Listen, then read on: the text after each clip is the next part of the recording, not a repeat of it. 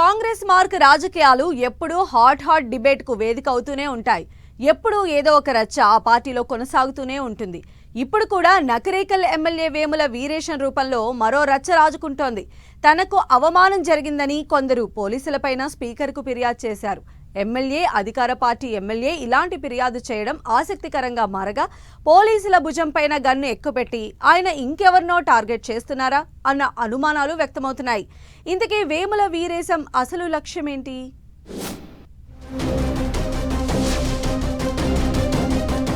కాంగ్రెస్ పార్టీకి రాజకీయంగా ఉమ్మడి నల్గొండ జిల్లా చాలా కీ రోల్ పోషిస్తుంది. అసెంబ్లీ ఎన్నికల్లో 12 స్థానాలకు 11 సీట్లు గెలుపొందింది. పార్లమెంట్ ఎన్నికల్లో కూడా 2 స్థానాలు ఉంటే 2 చోట్ల విజయం సాధించింది.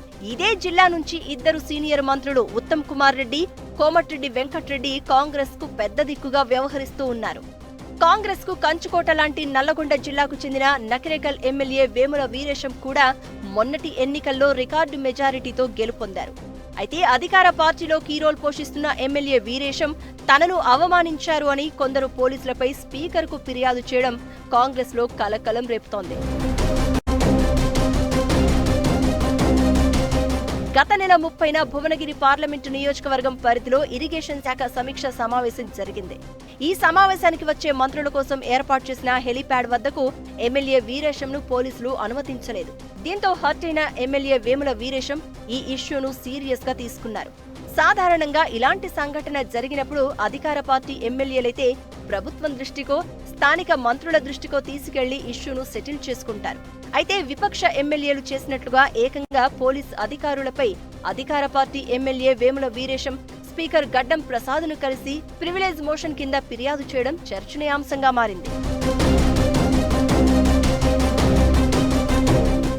ఎమ్మెల్యే వేముల వీరేశం స్పీకర్కు చేసిన ఫిర్యాదు విషయంలో రకరకాల ఊహాగానాలు వినిపిస్తున్నాయి. ఫిర్యాదులో పోలీసు అధికారుల తీరును నిరసిస్తూ అవమానకరంగా ప్రవర్తించినందుకే ఫిర్యాదు చేస్తున్నట్లు ప్రకటించారు.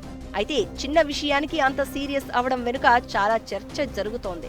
వేముల వీరేశం ఆగ్రహానికి ఇంకేదైనా కారణముందా అనే అనుమానాలు వ్యక్తమవుతున్నాయి.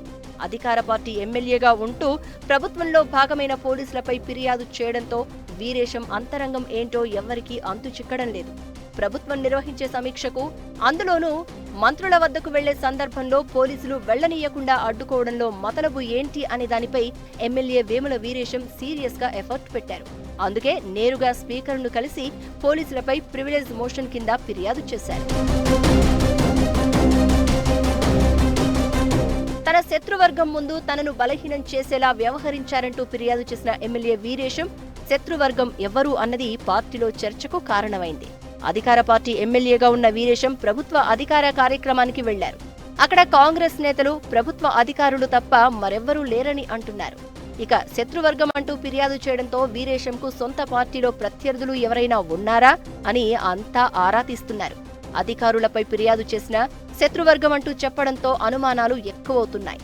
వీరేశం టార్గెట్ ఎవ్వరన్నది అంతు చిక్కక గత ఎన్నికల తర్వాత వీరేశానికి ఏమైనా ఇబ్బంది కలిగిందా అని ఆరా తీస్తున్నారు. ఏదేమైనా రాష్ట్ర కాంగ్రెస్ లో ప్రస్తుతం ఎమ్మెల్యే వీరేశం ఎపిసోడ్ దుమారం రేపుతోంది. ప్రభుత్వం దృష్టికి తీసుకువెళ్లి తనను అవమానించిన పోలీసులపై చర్యలు తీసుకునే అవకాశం ఉన్నా స్పీకర్కు ఫిర్యాదు చేసి తన జోలికొస్తే ఖబర్దార్ అన్నట్లు సంకేతాలు పంపడానికే ఇంత సీన్ క్రియేట్ చేశారు అంటున్నారు. మొత్తానికి వీరేశం ఎపిసోడ్ ఎటు దారి తీస్తుందో అన్నది సస్పెన్స్ గా మారింది.